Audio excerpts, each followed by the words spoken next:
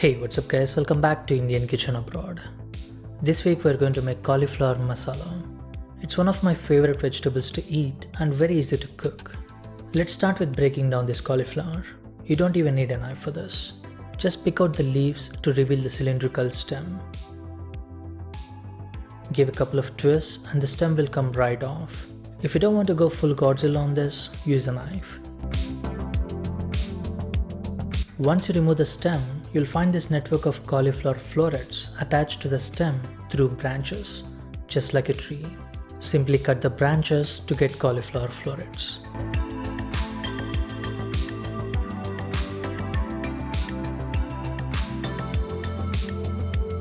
They vary in size and you may have to cut them in half for more manageable pieces. Once you cut all the florets, you'll be left with a small piece of core. I'm going to roast the cauliflower in the oven. You don't have to do this. You can just roast them in a pan or you can just add them to the curry. You don't have to roast it at all. Roasting will give nice texture instead of just boiling. It's optional but will be better if you roast them. Also, you can save some time. Place them in a baking sheet and heat them with some oil, salt, turmeric powder, red chili powder and garam masala.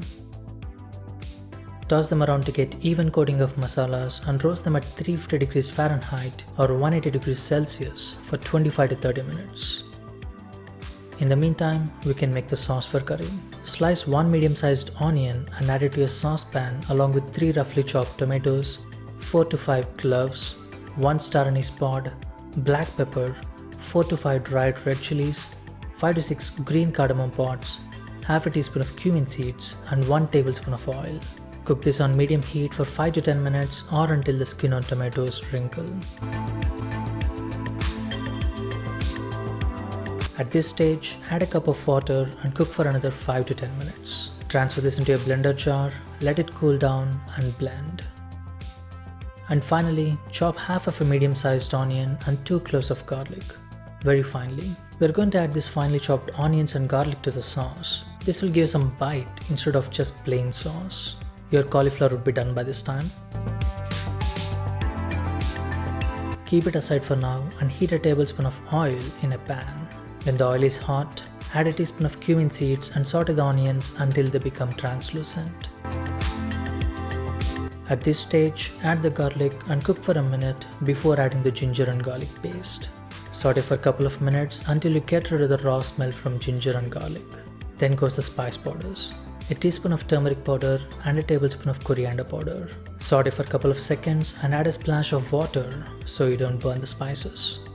Now strain the blended sauce and cook for 5 to 8 minutes until you see fat on the top.